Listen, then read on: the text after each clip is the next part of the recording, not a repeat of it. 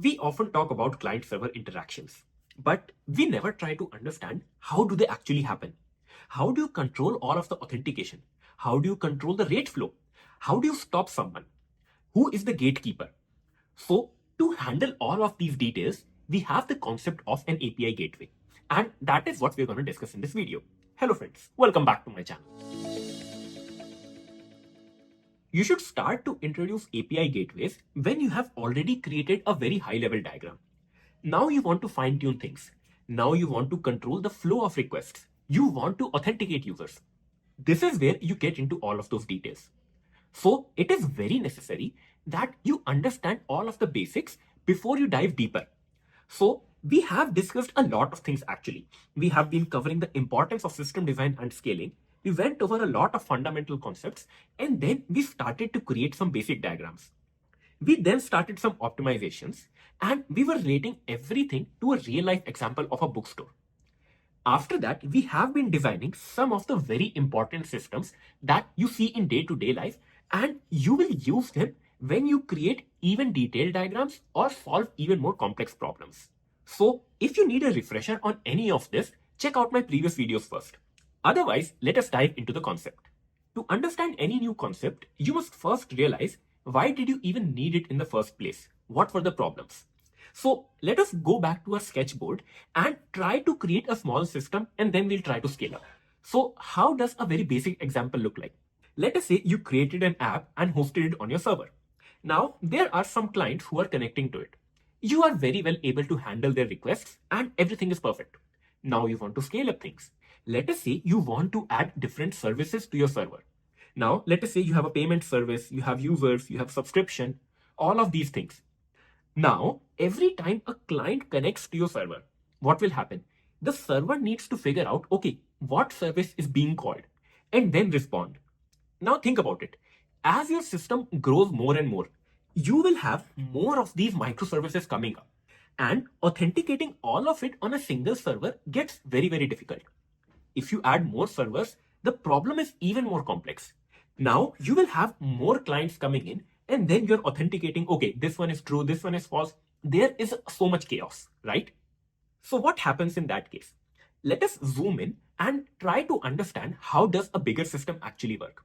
What will happen is, instead of a single server, you will have microservices running. What I mean to say is that you will have a different service for payments, subscriptions, users, and then notification. After that, you can have whole lot of different clients. And then what you can do is you can have some sort of a UI on top, and on the front end, you can decide, okay, this is the service that I want to communicate to. So somehow you are solving the problem. But as your system begins to grow more and more, you need more security around it. You need to authenticate. There could be some hackers who are trying to access your system. And if there is nothing preventing them, then your service could get down. It will result in a downtime and none of these customers will be happy. Also, if you think about it, we now have a lot of microservices running, and this creates a lot of chaos. For example, there will be so many direct connections. There will be so many redundancy in logic because some service might need some data and then the other service might need the same data. So somehow, if you could aggregate them, then you will reduce latency, you will save costs, and the speed will increase too. Similarly, you can have a lot of security vulnerabilities as well. You will have to implement security protocols in each of your service. Think about monitoring. How are you going to ensure that everything is working correctly? Will you monitor each of the servers separately? That is so much chaos again. What if you add more services? The problem just keeps getting worse.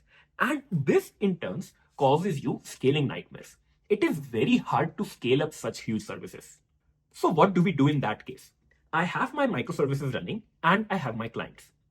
In the middle, we gonna have some kind of a gatekeeper. And this gatekeeper is actually called as an API gateway. And it is literally what the word means. This API gateway is responsible for a lot of things.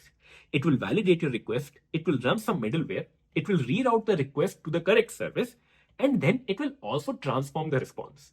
So it is doing a lot of heavy lifting, which could be done on all of your services, and they might get slow. If I would want to visualize all of this, this is how the flow of an API gateway would look like. Just look at all of the steps one by one. In the first step, I have a lot of users just flooding my service.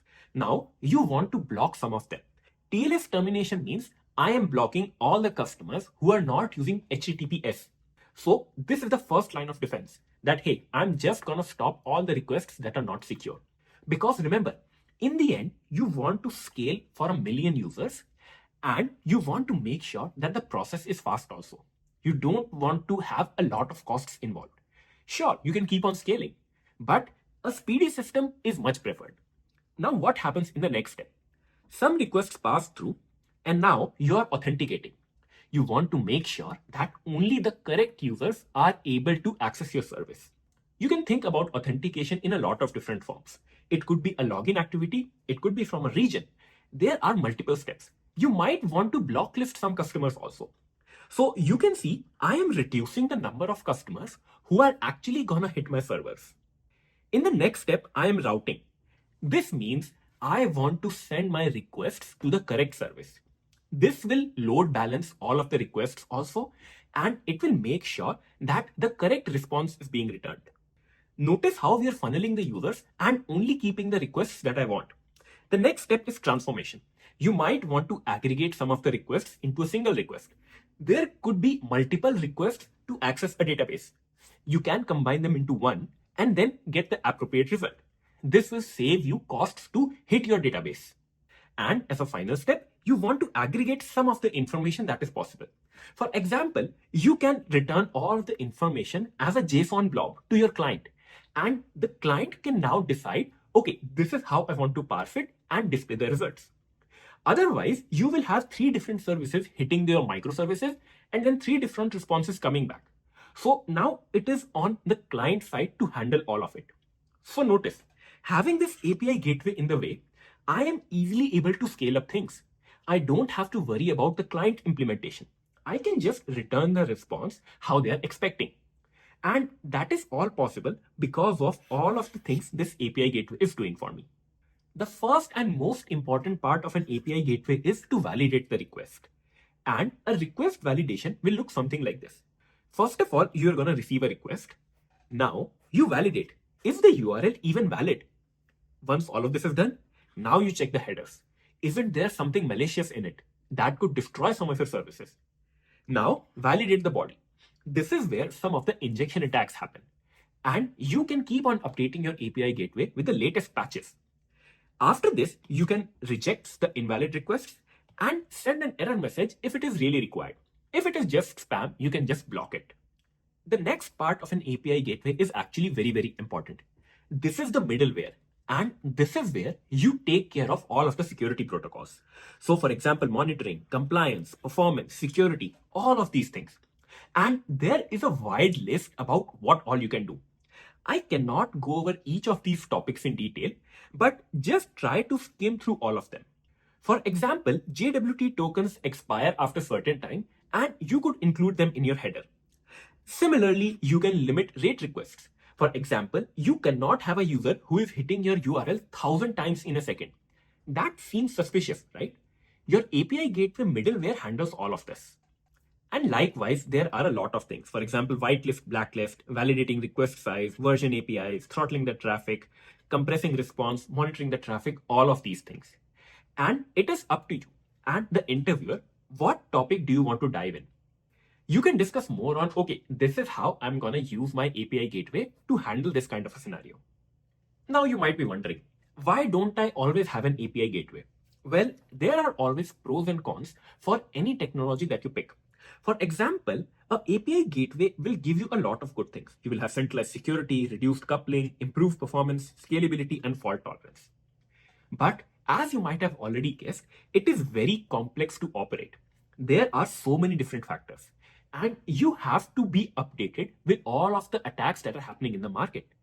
It also depends upon what kind of customer you are serving. If you are highly sensitive about their data, then the problem becomes even more complex. Also, you added a certain component in between your server and the client. What does this mean? It means you will have to add some latency. And this latency needs to be weighed in with the performance. Are the benefits good enough that you are doing this latency? And after all of this, The last factor is cost, because nothing comes for free, right? All of these API gateways can get very costly to implement. Which now brings me the question, what kind of an API gateway should I use? You have managed services and then you have open source services as well. Managed services usually offer seamless integration. For example, the Amazon API gateway or the Azure API. Amazon API gateway is actually very, very phenomenal if you want to connect to your AWS services. It is seamless, works perfectly, and you will have minimal latency. Similarly for Azure, every API provider has its own benefits and cons. You just need to be mindful about it. Similarly, open source solutions will give you more control. You can fine tune a lot of things, whereas some of these private services might lock you down. And Type and Kong, these are great examples. And I would highly recommend to go through the GitHub page, at least go through the README. That will give you an idea where you can apply all of these API gateways. So what does all of this mean for you? How will you use this API gateway in your system design? For example, when we designed Dropbox, you remember this application server. This is where you need to have your API gateway. And this is gonna authenticate and control all of your incoming requests. And if you remember, when we were designing our Newsfeed service, once again, we had all of these web servers. So you want to put an API gateway in front of your load balancer. And this API gateway will take care of everything. So all in all, we are now getting into the territory of fine-tuning all of these concepts that we have been studying. And it is very, very essential. Because when you design even more complex systems, you need to leverage all of these components so you have performance. You cannot just have a high-level design and say that, hey, this will work. There will be a lot of cross questions. And you must know about these technologies so you can address these problems. While going throughout the video, what problems did you face? And what other uses of API gateways have you found? What do you feel about them? And how do you use them in your system design? Tell me everything in the comment section below, and I just love to discuss all of it. As a reminder, if you found this video helpful, please do consider subscribing to my channel and share this video with your friends. This really keeps me motivated and I can make more such videos. Also, a huge shout out to all of the members who support my channel. You guys really keep me going. And as a member, you do get priority reply to your comments and early access to new videos as well. Stay tuned for my upcoming video. Until then, see ya.